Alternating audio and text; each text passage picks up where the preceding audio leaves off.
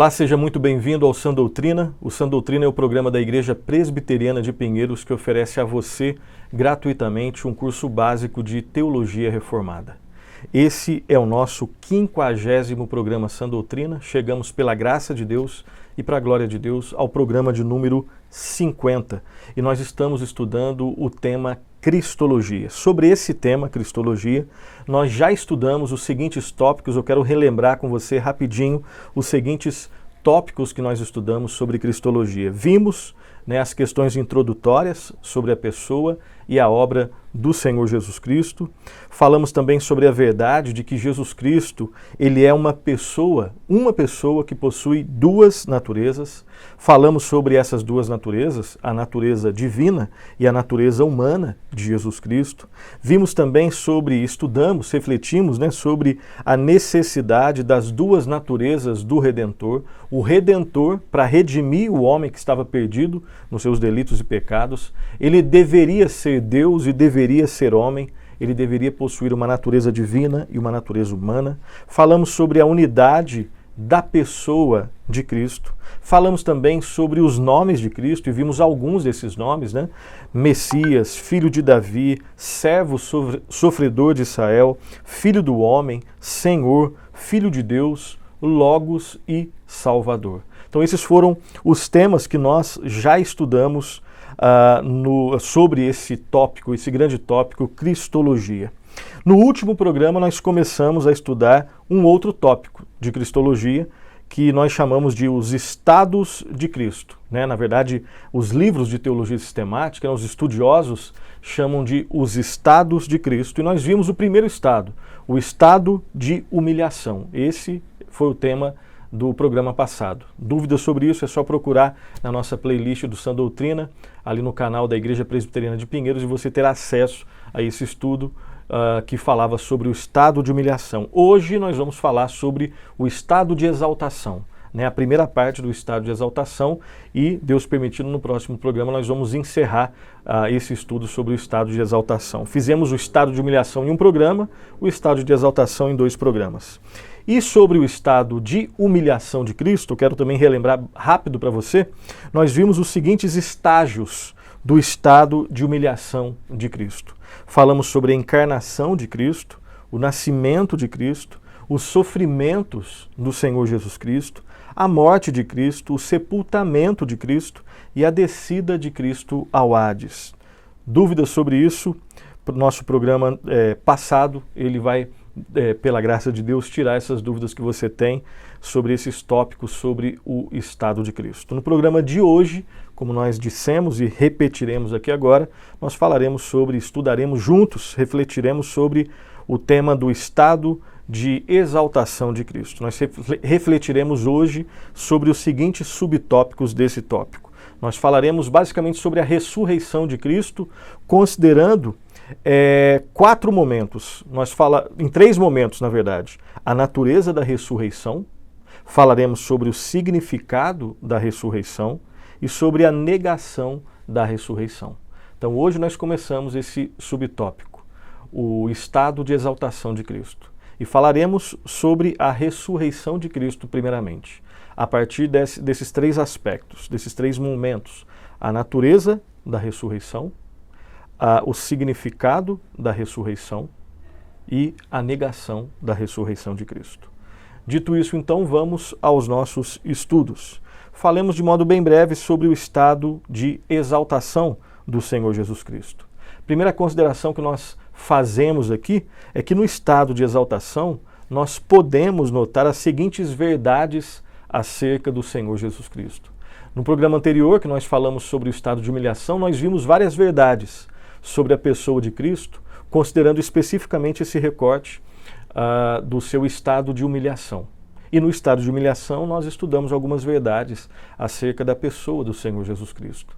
Agora, quais são algumas das verdades que nós podemos afirmar pela palavra de Deus sobre o estado, especificamente o estado de exaltação? Algumas verdades sobre Cristo no seu estado de exaltação. Em primeiro lugar, nós podemos afirmar que Cristo saiu debaixo da lei, que era uma obrigação pactual. Ele cumpriu a lei perfeitamente. O primeiro Adão, ele não teve sucesso no cumprimento da lei. Ele caiu em pecado. Jesus Cristo, segundo Adão, ele veio com uma missão específica e essa missão, ela abrangia várias verdades, várias questões que Cristo deveria cumprir.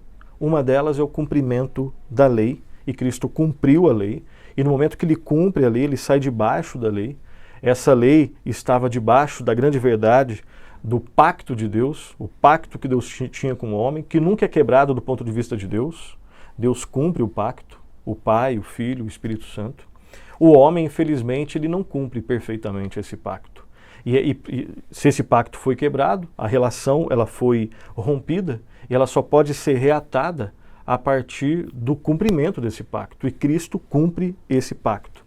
É o que os nossos irmãos chamam, né? Os nossos irmãos do passado, os teólogos também do presente, eles chamam de obrigação pactual. Então ele cumpre perfeitamente a lei, ele cumpre perfeitamente o pacto. Uma segunda verdade que nós podemos afirmar de Cristo, considerando esse aspecto do estado de exaltação, é que Cristo pagou a penalidade do pecado e demonstrou que ela foi anulada. O salário do pecado é a morte. O homem deveria morrer. Cristo, ele cumpre, ele consegue cumprir a lei, cumprir a obrigação pactual e ele paga a penalidade do pecado. Ele morre de forma substitutiva em relação àqueles que se arrependem e creem em Cristo. Ele morre como substituto perfeito, que cumpre cabalmente toda a penalidade do pecado. Ele experimenta a morte em nosso lugar, no lugar daqueles que se arrependem e creem nele, no lugar do povo de Deus, que é constituído de pessoas de todas as épocas, de todos os lugares, de todas as etnias, de todas as culturas. As pessoas que se arrependem e creem, elas têm Cristo como seu Senhor e Salvador. Cristo é o seu substituto e Cristo pagou toda a penalidade do pecado e demonstrou também que a penalidade do pecado ela foi anulada. Uma outra verdade que nós podemos afirmar é que Cristo tornou possível a justiça e a vida eterna aos que nele creem. Quem crê em Cristo é justificado, é tornado justo na justiça de Cristo e tem vida eterna. Porque Cristo é aquele que experimentou a morte e matou a morte com a sua morte. Ele ressuscitou. Quem tem a última palavra não é a morte, é o Senhor Jesus Cristo. E em Cristo nós temos justiça, justificação, o justo que morreu pelos injustos. Nele agora todos os nossos pecados são colocados em sua conta, ele paga tudo. E toda a justiça de Cristo é colocada na nossa conta, de forma que o Pai olha para nós com a justiça de Cristo. E em Cristo nós temos justiça e vida eterna. Uma outra verdade que nós podemos afirmar, considerando o estado de exaltação de Cristo, é que Cristo começou a experimentar o favor total e o bom prazer de Deus Pai, e ele foi também coroado com honra e com glória. Olha só, Cristo, ele começa a experimentar o favor total, né, e o bom prazer de Deus Pai no seu estado de exaltação. Porque no seu estado de humilhação, ele é punido pelo Pai, em nosso lugar. Nós vimos isso no programa anterior. Ele é punido, ele é humilhado, ele foi pregado numa cruz, ele sofreu, ele passou pelo que em teologia se chama de estado de humilhação. Já começa na sua encarnação, no seu nascimento, de alguma forma. Agora, no seu estado de exaltação, ele começa a experimentar o favor total, o bom prazer, o beneplácito de Deus Pai. Ele é coroado com honra e com glória, porque ele é digno de toda a honra e toda a glória. Mais duas verdades sobre a pessoa de Cristo, dentro desse guarda-chuva conceitual da exaltação, do seu estado de exaltação. Podemos afirmar também que sua exaltação foi também a sua glorificação. Cristo é exaltado e isso sinaliza a sua glória. Ele é glorificado porque ele é o próprio Deus. Ele é o homem perfeito. Ele é o Filho de Deus e o Filho do homem. Ele é o Rei dos Seis. E por fim, a sua exaltação tem início na sua ressurreição. Nós cremos que a sua exaltação, quando que Cristo começa a ser exaltado? Quando ele vence a morte. Até então, ele ainda estava no seu estado de humilhação. Qual é o evento que marca o fim do seu estado de humilhação e o começo do seu estado de exaltação? A sua ressurreição, o seu ressurgir dos mortos, que sinaliza principalmente a vitória sobre a morte. Tá? E nós estudaremos então o tema do estado de exaltação de Cristo a partir de 4 tópicos ou então de 4 estágios. Nós veremos a ressurreição de Cristo hoje, né, no programa de hoje, e na próxima aula, Deus permitindo, nós veremos a ascensão de Cristo, que também sinaliza a sua exaltação, a entronização de Cristo, à mão direita de Deus, lugar, expressão que sinaliza lugar, que expressa, né, lugar de honra de Cristo, e por fim, a volta física de Cristo. Então esses 3 últimos tópicos, para o próximo programa, Deus permitindo, a ascensão, entronização e a volta física de Cristo. Programa de hoje, nós estamos já falando, né, mas nós continuaremos a falar sobre a ressurreição de Cristo. Então, sobre a ressurreição de Cristo, nós podemos afirmar que a ressurreição é o grande ponto decisivo que marca a mudança, como nós acabamos de falar, dos estados de Cristo. A sua humilhação começa no seu nascimento, sua encarnação e vai até a sua morte na cruz. Esse é o retrato, né? Esse é o recorte que nós podemos fazer do que nós chamamos de estado de humilhação. Agora, a sua ressurreição marca o início do seu estado de exaltação e vai até a sua glorificação eternamente, por todos os tempos. E dentro da ressurreição, primeiro nós vamos falar sobre, o primeiro aspecto que nós vamos destacar é o aspecto da natureza da ressurreição. Preste atenção. A ressurreição de Cristo, de alguma forma, aponta para o fato de que a vida tem nele a sua existência. Cristo é aquele que ressurgiu dos mortos. Como nós dissemos, a morte não pôde contê-lo. E a ressurreição de Cristo diz respeito também ao fato de que ele teve o corpo, a parte material, e a alma ou espírito, as partes imateriais, né? Alma ou espírito, as partes imateriais, reunidas juntamente. Nós não temos, de modo pormenorizado, sistemático e exaustivo, todas as informações, né, nas Escrituras sobre o que ocorreu. Mas nós podemos afirmar claramente e tranquilamente que Cristo, quando ressurgiu dos mortos, ele teve reunido nele mesmo tanto o seu aspecto material, o corpo, quanto o seu aspecto imaterial, alma ou espírito. Contudo, é mais do que isso. Quando nós falamos de ressurreição, nós estamos falando mais do que simplesmente, não que seja tão simples assim, mas do que simplesmente resumido, né, de forma resumida, nós não estamos falando somente que Cristo na ressurreição, ele teve reunidos novamente o seu corpo e a sua alma e espírito. É isso, mas é mais do que isso. Consiste também em que nele a natureza humana, tanto o corpo como a alma e o espírito, elas foram restauradas a sua pureza perfeita, a sua força perfeita e a perfeição originais, tudo isso elevado num nível muito superior. Então, quando Cristo ressuscitou dos mortos, foi reunido em Cristo de novo a sua parte material, a sua parte imaterial, né, ou seja, o seu corpo, a sua alma e espírito, isso aconteceu, mas foi mais do que isso. Além disso, houve, né, o que o autor lhe coloca aqui para a gente, o que o Anthony Huckman coloca aqui para a gente. Tudo isso ocorreu, mas de uma forma que existiu pureza perfeita, força perfeita e todas as perfeições originais. E tudo isso num nível superior, que nós não conseguimos alcançar com a nossa mente. Nós estamos falando da divindade, nós estamos falando de Cristo, que é ao mesmo tempo homem e ao mesmo tempo Deus. O homem perfeito, sem pecado. E Deus, obviamente, né, a divindade, ela tem nela a perfeição. Alguns textos que dão base para essa nossa afirmação. Nós vamos ler vários textos aqui, né? E os 2 primeiros aqui que falam sobre isso, Colossenses 1,18, vai ser projetado aí para você. Lá está escrito assim, Colossenses 1,18. Ele é a cabeça do corpo, da igreja. Ele é o princípio, o primogênito de entre os mortos, para em todas as coisas ter a primazia. Né? Ele é o primeiro, ele é o primogênito. Na verdade, ele é eterno. Né? Primeiro aqui não é só na questão de ser o primeiro, é mais do que isso. É o principal, é o mais elevado. Tá? Como Deus, obviamente, Cristo sempre existiu. Como homem, ele teve o início, nós já vimos isso em aulas anteriores. Então, quando fala da questão do primogênito e primazia, é mais do que a questão cronológica. Não, ou melhor, é mais do que a questão cronológica.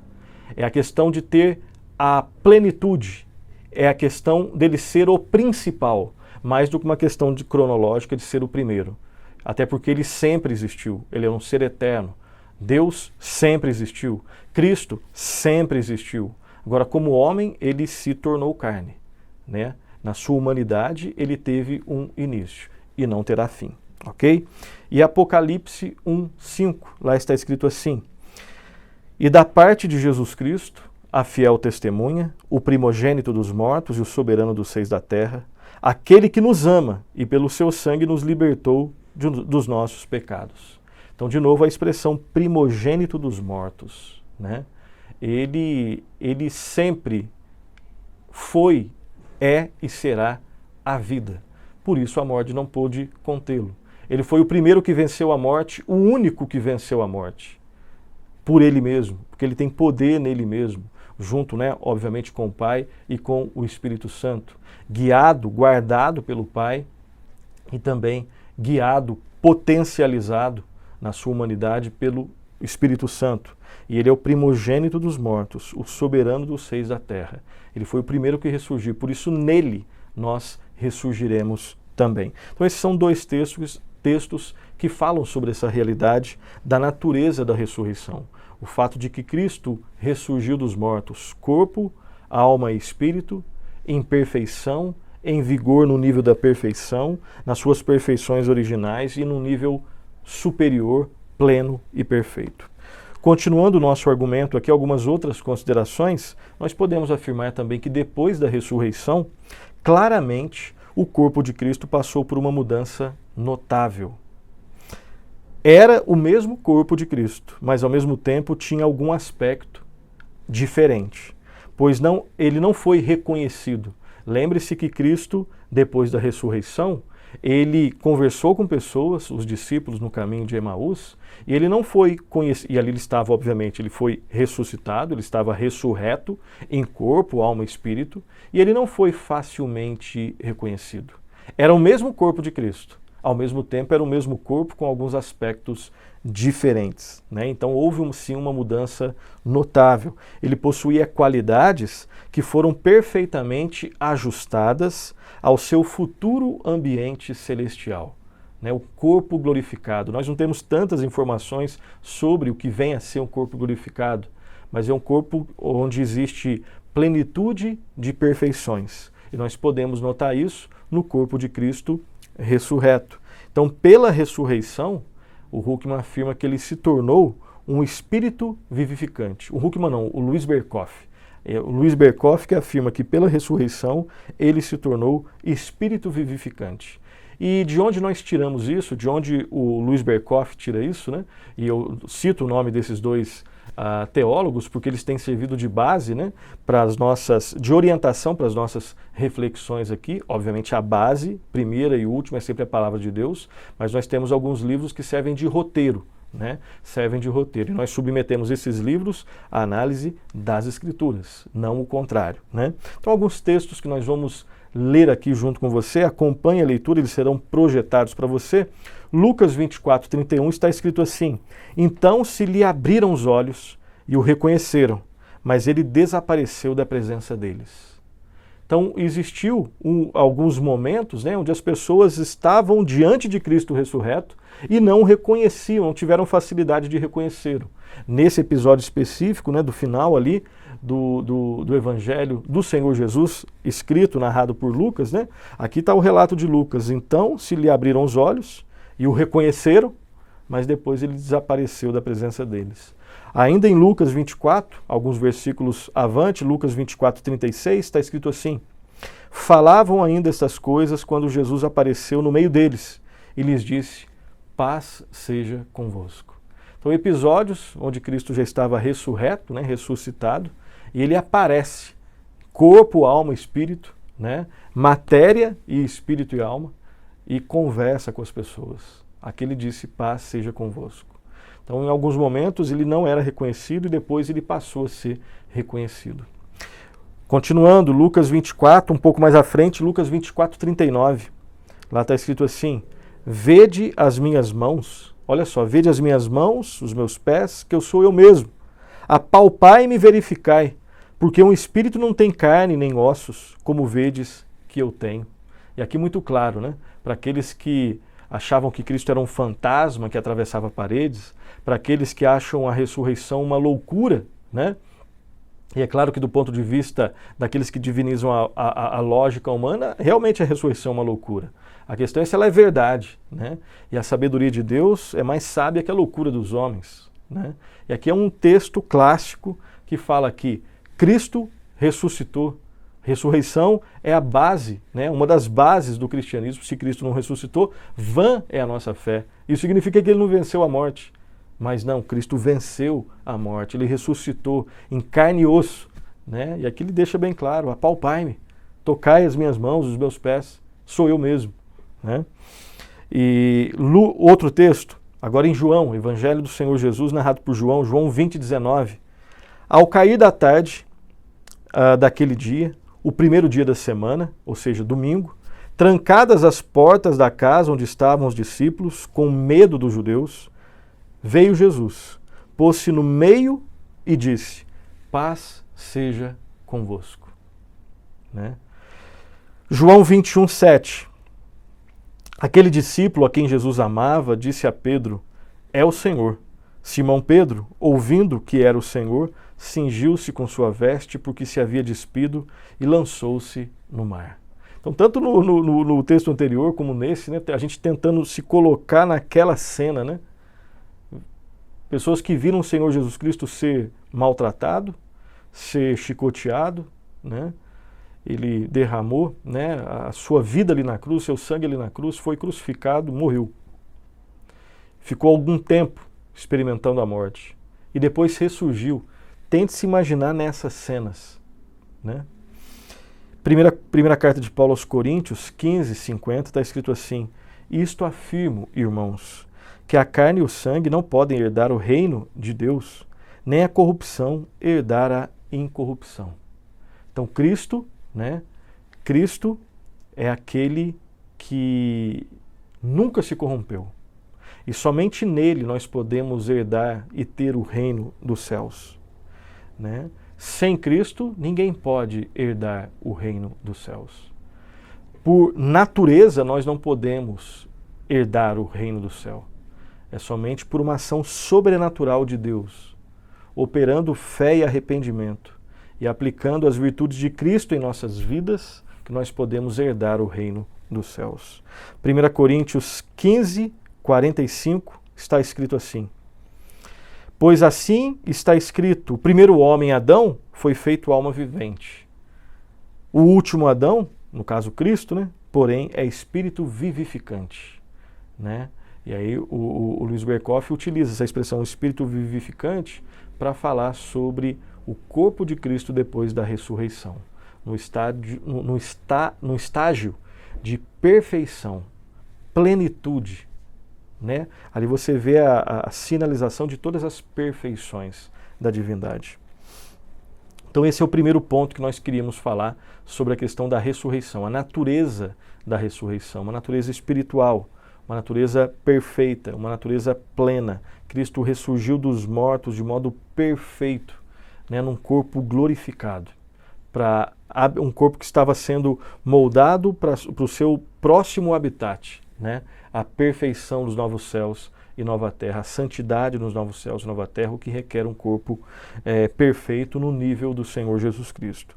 O segundo aspecto que nós queremos destacar da ressurreição, o primeiro foi a natureza da ressurreição, agora falaremos sobre o significado da ressurreição.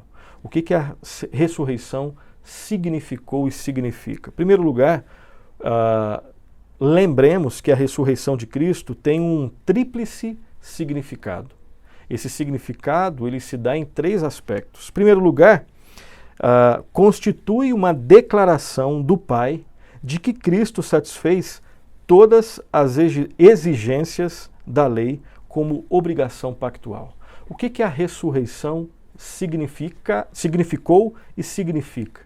Significa, em primeiro lugar, uma declaração do Pai. Quando Cristo ressurge dos mortos, isso significa, isso aponta para a seguinte verdade: o Pai declara que o Filho satisfez todas as exigências da lei como obrigação pactual. Não faltou nada. Ele não deixou nada, nem para mim, nem para você. Ele pagou tudo. Todas as obrigações pactuais foram pagas por Cristo na cruz e na sua ressurreição. Segundo o significado da ressurreição, é que a ressurreição significa o que ocorrerá com os crentes na justificação, no nascimento espiritual e na ressurreição futura. A ressurreição também significa isso. Aponta, simboliza o que vai ocorrer comigo e com você que cremos no Senhor Jesus Cristo. Com todos os crentes, naquilo que se refere à justificação, em Cristo nós somos tornados, considerados justos pelo justo juiz. Só é possível entrar no céu, ter comunhão com Deus, porque a justiça de Cristo foi colocada na nossa conta. E a nossa injustiça, os nossos pecados foram pagos pelo Senhor Jesus Cristo. Aí Deus nos aceita. E a ressurreição aponta para essa realidade. Mais do que isso, a ressurreição também, ela significa que aquilo que vai acontecer com todos os crentes, todos os que creem no Senhor Jesus Cristo, o novo nascimento, o nascimento espiritual. Somente em Cristo nós nascemos espiritualmente.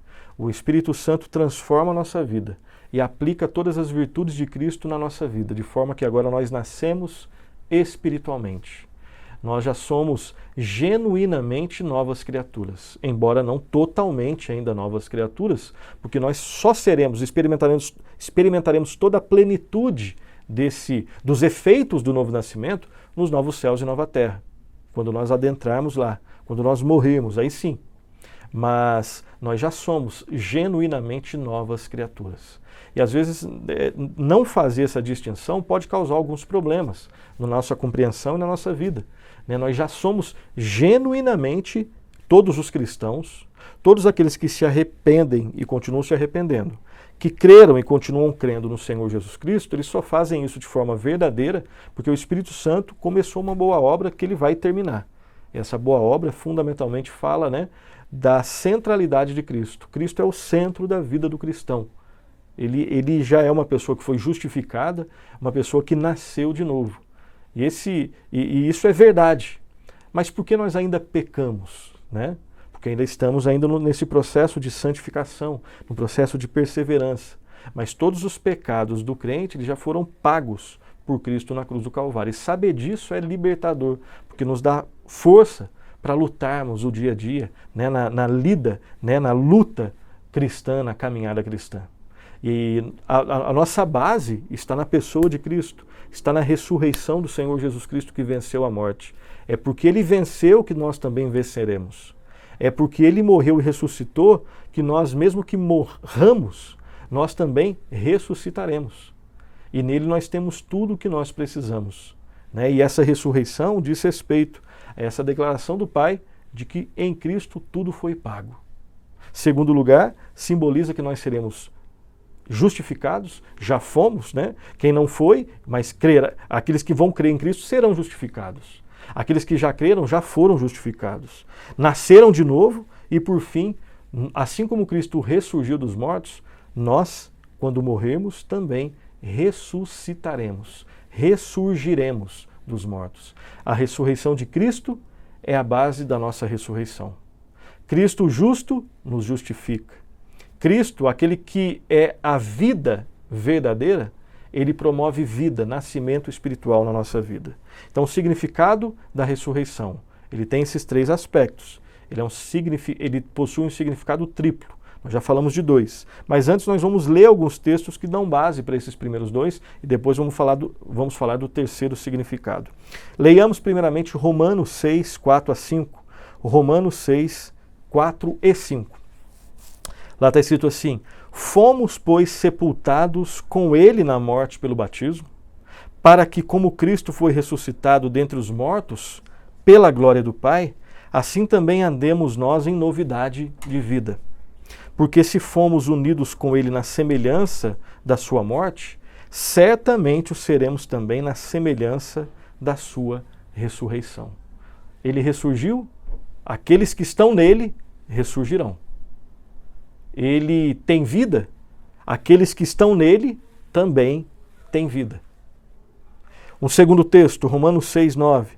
Sabedores de que, havendo Cristo ressuscitado dentre os mortos, já não morre, a morte já não tem domínio sobre ele. De novo, essa questão da identificação com Cristo, da união com Cristo.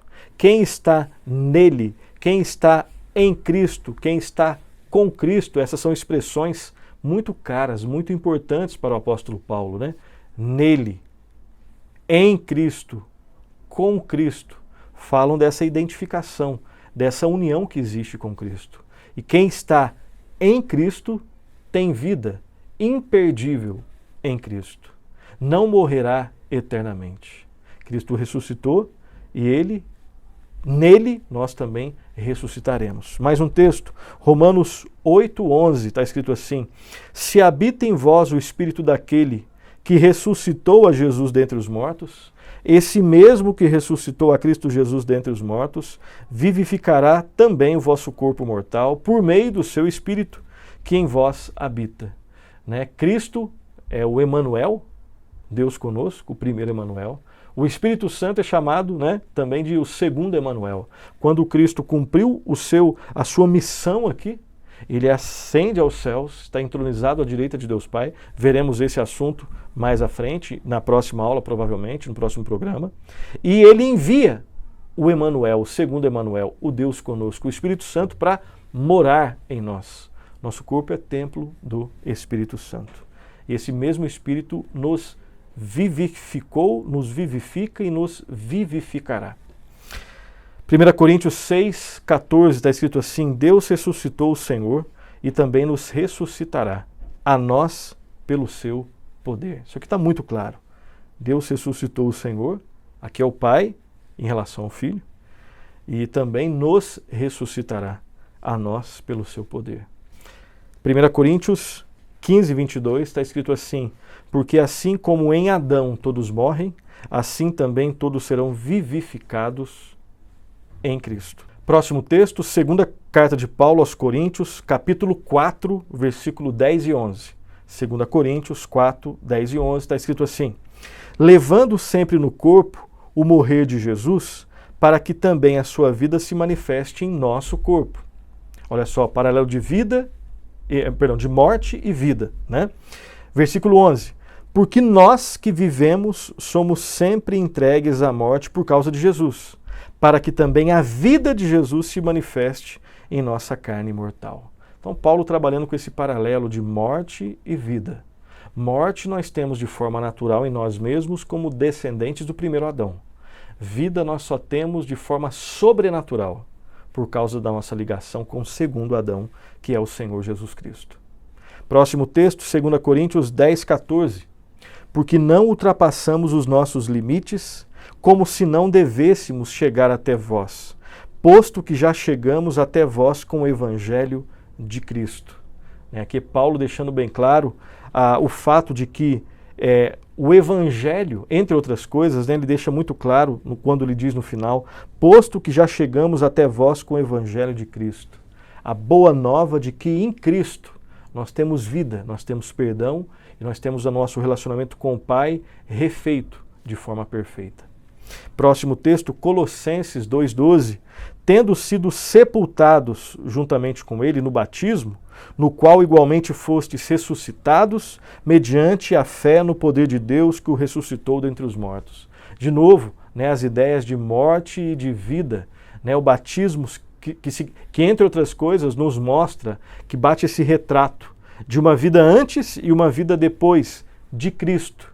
Né? Nós somos mortos para nós mesmos e vivos para Cristo. E o batismo, entre outras coisas, ele expressa essas realidades, né? De morte e vida.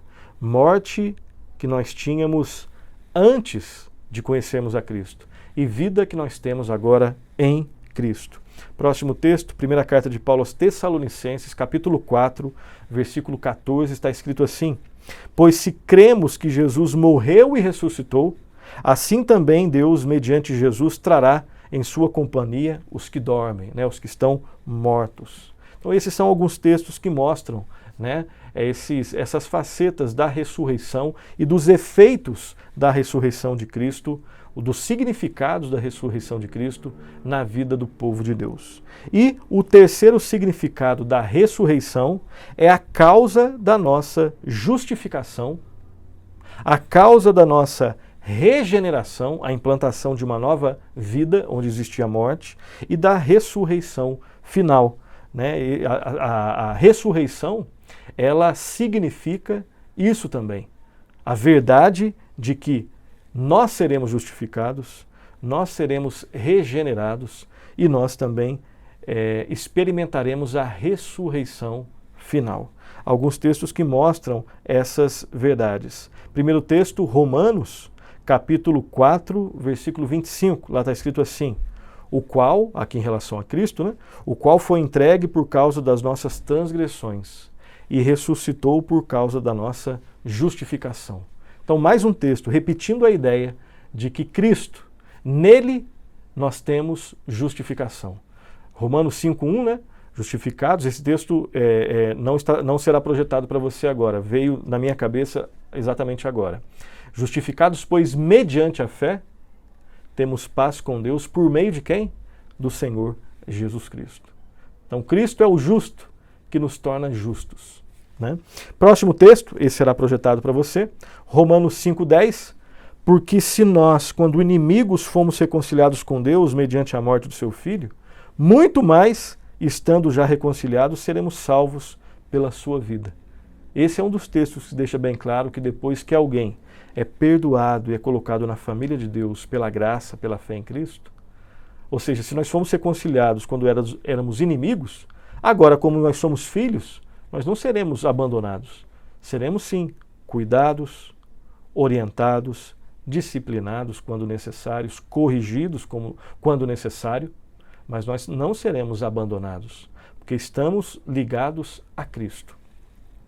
Efésios 1:20, o qual exerceu ele em Cristo, olha só a expressão em Cristo, ressuscitando dentre os mortos e fazendo-o sentar à direita nos lugares celestiais. Em Cristo nós temos lugar nos céus, nos novos céus e na nova terra, lugar celestial. Filipenses 3:10, para o conhecer e o poder da sua ressurreição e a comunhão dos seus sofrimentos, conformando-me com ele na sua morte. Quem crê em Cristo está ligado a Cristo. Nós que cremos em Cristo estamos ligados a Cristo, a videira, na sua morte e na sua vida. Ligados a Cristo em seus sofrimentos. Se Cristo sofreu, nós também sofreremos, mas não é um sofrimento sem sentido. É um sofrimento dentro da soberania de Deus, dentro do cuidado paternal de Deus, que trará glória a Deus e benefícios para nós. O cristão não sofre à toa, o cristão não sofre sozinho. Ele sofre, entre outras coisas, primeiramente, porque ele se identifica com Cristo.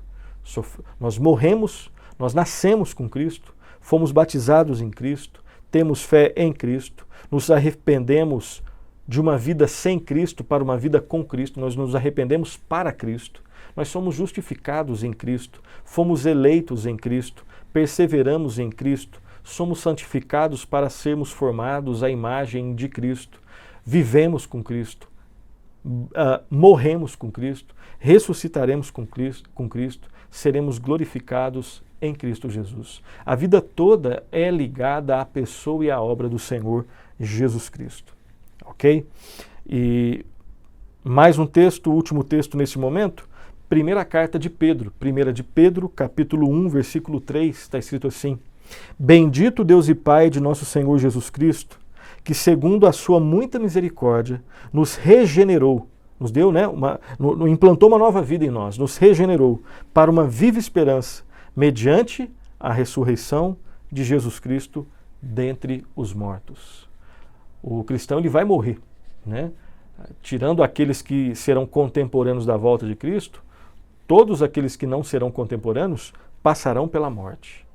Mas a morte de um cristão não é uma morte sem sentido, nem uma morte envolta a desespero, a vazio e a ausência de significado. É uma morte com Cristo. Isso faz toda a diferença. Toda a diferença. Ok? Então, retomando então tudo que nós vimos, estamos vendo no programa de hoje. Então, retomando. Nós estamos estudando o estado da exaltação de Cristo. Ok? O estado da exaltação de Cristo. Existem 4 estágios que devem ser levados em consideração quando nós estudamos esse tema, que são os seguintes. Primeiro, ressurreição de Cristo, que nós estamos estudando. Segundo, ascensão de Cristo, para o próximo programa. Terceiro, a entronização de Cristo à mão direita de Deus Pai, próximo programa. E quarto, a volta física de Cristo, próximo programa também. Nós estamos estudando o primeiro estágio, que é o estágio da ressurreição de Cristo. Dentro desse tópico, a ressurreição de Cristo, nós já falamos sobre a natureza da ressurreição, nós já falamos sobre o significado da ressurreição, nesses 3 aspectos, e agora, por fim, terminando o nosso programa, nós estudaremos o terceiro e último subtópico da ressurreição de Cristo, que é a negação da ressurreição. Existem pessoas que negam que Cristo ressurgiu. Por que é importante entender esse tema? Quais são as consequências da aceitação desse tema? Não do tema em si, né? Mas do conteúdo desse tema. Então, falaremos brevemente sobre isso. A negação da ressurreição. Em primeiro lugar, a primeira consideração que nós fazemos aqui é que a ressurreição de Jesus Cristo, ela é um milagre. Ela é um milagre. Ela é fruto do sobrenatural. Ressurreição de Cristo não é algo, a ressurreição não é algo natural. A ressurreição é fruto do poder sobrenatural de Deus. A ressurreição de Cristo é um milagre que desafia toda a explicação natural. Não existe nenhum tipo de explicação natural que alcance a realidade da ressurreição de Cristo.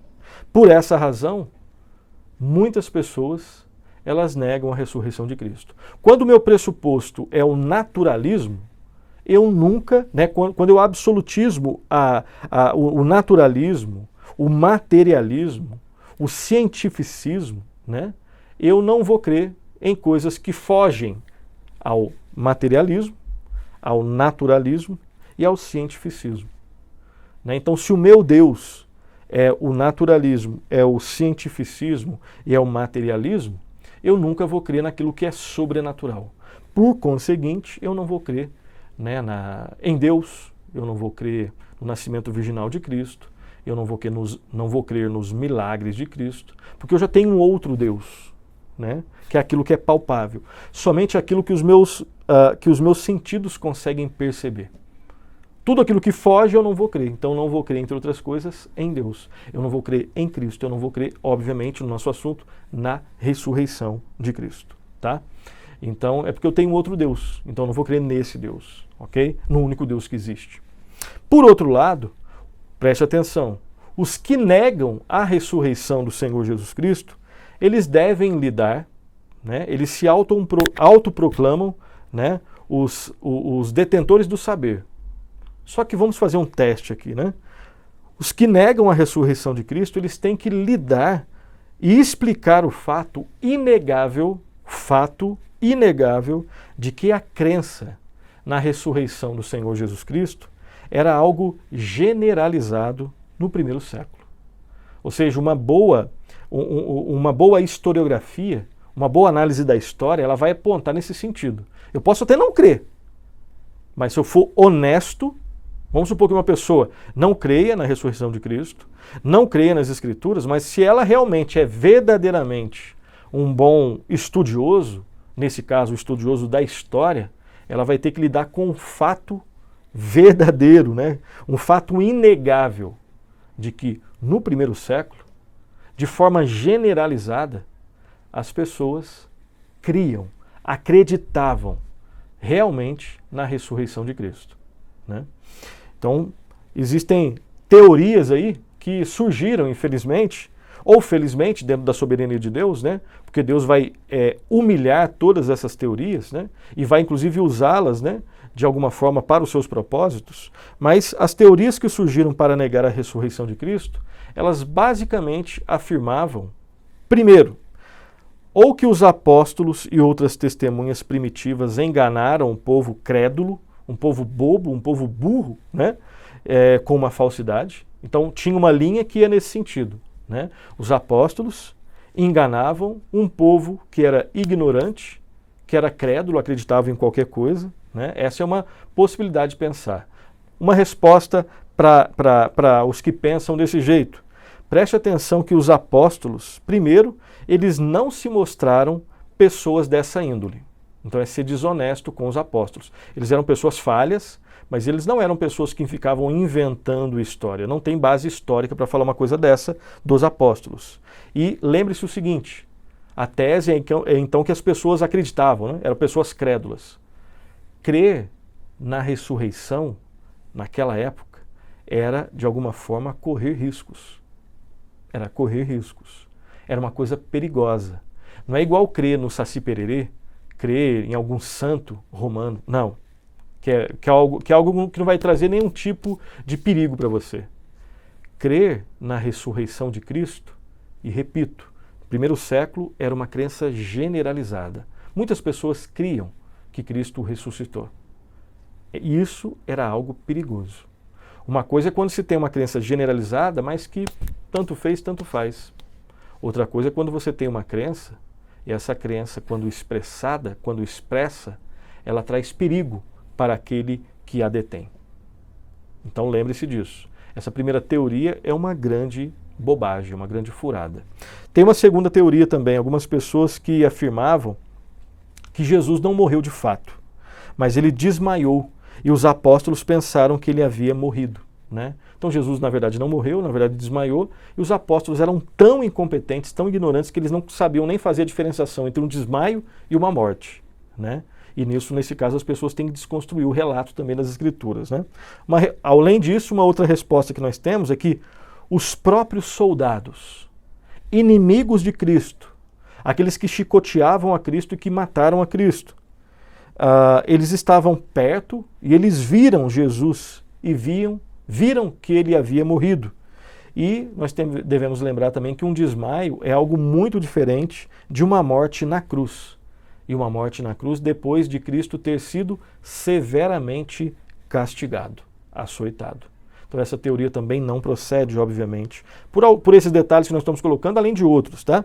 Uma terceira teoria dizia que os apóstolos e as mulheres, em seu estado de instabilidade emocional, eles tiveram visões de Jesus e eles confundiram essas visões com aparecimentos reais. Na verdade, Jesus não ressuscitou para esse tipo de argumento aqui.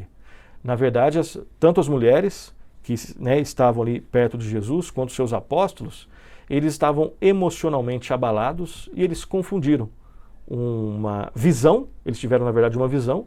Na verdade, eles confundiram, então, essa visão que eles tiveram com o fato de Jesus realmente ter sido ressuscitado. Isso também é um absurdo, entre outras coisas, por quê? Basicamente por quê? Várias pessoas, elas conversaram com Jesus Cristo.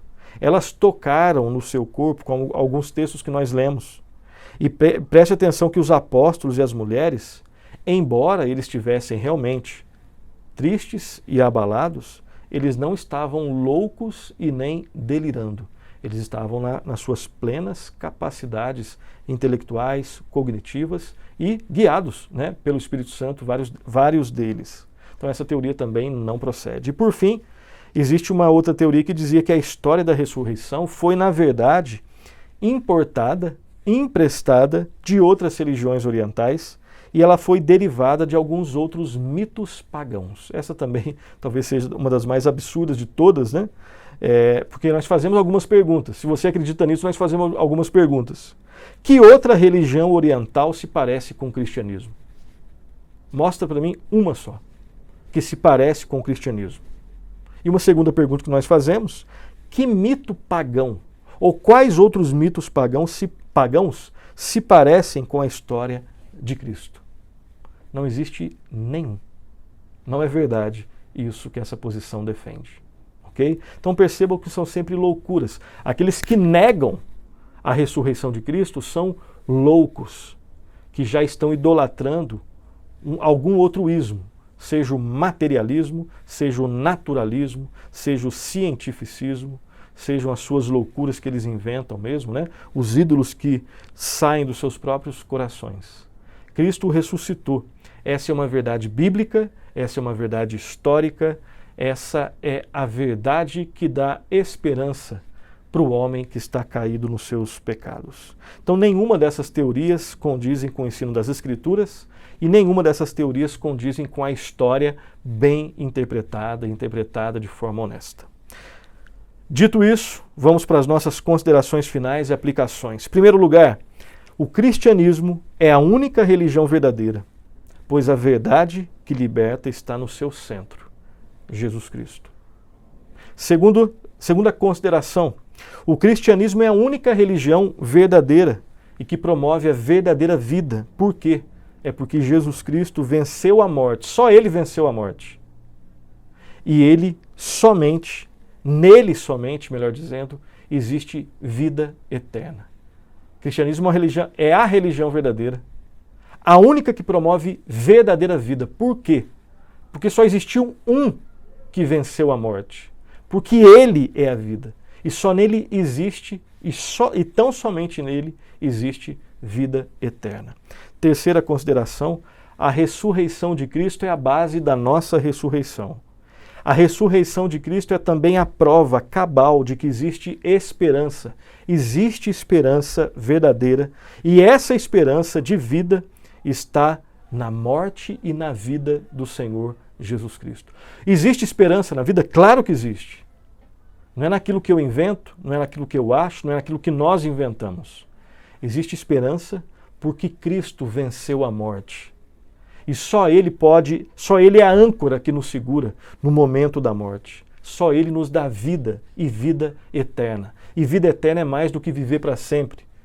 Vida eterna nas Escrituras significa restauração da comunhão eterna com Deus. É viver para sempre em comunhão com Deus. Quarta consideração, em Cristo nós temos tudo o que nós precisamos. Somente em Cristo nós temos tudo o que nós precisamos nesta vida e na eternidade. A nossa suficiência está nele. A suficiência do cristão está na pessoa e na obra do Senhor Jesus Cristo. Terminando, negar a ressurreição de Cristo é fechar a única porta, é fechar a única saída que existe para o problema do pecado em nós. Todos nós temos um problema com o pecado. O nosso problema é o pecado. Somente Cristo resolve esse problema e todos os problemas que saem dele.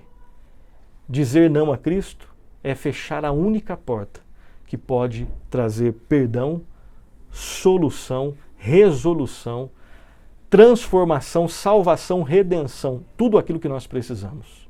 Não diga não a Cristo, diga sim a Cristo. O não a Cristo ressoa na eternidade. O sim a Cristo também ressoa na eternidade.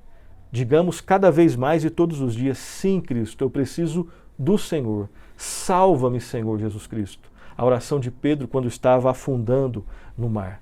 Salva-me, Senhor Jesus Cristo. Sê propício a mim, pecador. Sendo assim, louvado, adorado, exaltado seja o Senhor Jesus Cristo, o Cordeiro Santo, o Cordeiro de Deus que tira o pecado do mundo. Louvado seja o Senhor Jesus Cristo. Assim nós terminamos o nosso programa. Eu quero aqui só fazer uma indicação bibliográfica para você. a dogmática aqui Dogmática Reformada. Esse é um livro do Herman Bavinck, que é um teólogo que nós normalmente citamos nos nossos programas aqui do Sã Doutrina. E aqui nós temos 4 volumes, né? Aqui nós temos só um volume, mas o livro é composto, essa coleção é composta de 4 volumes. Nós estamos com o volume 3, e aqui no volume 3 tem uma parte desse, o capítulo 8, que fala exatamente sobre a exaltação de Jesus Cristo. Nós temos então um capítulo que fala sobre o tema que nós trabalhamos aqui hoje de forma assim bem rápida e bem básica. Aqui você vai poder aprofundar bastante. Obviamente, leia a palavra de Deus antes de todos os livros, é isso que eu devo fazer, que todos nós devemos fazer. Mas os livros aqui dos nossos irmãos do passado, servos de Deus consagrados, eles podem nos ajudar, inclusive, a ler as Escrituras Sagradas. Dito isso, terminamos o nosso programa. Próximo programa nós vamos terminar, né, Deus permitindo, o que nós começamos aqui, falando sobre exaltação, o estado de exaltação de Cristo. Hoje falamos sobre a ressurreição. Próximo programa, Deus permitindo, falaremos sobre a ascensão, a entronização de Cristo à mão direita de Deus Pai e a volta física de Cristo. Bons estudos, que Deus muito o abençoe.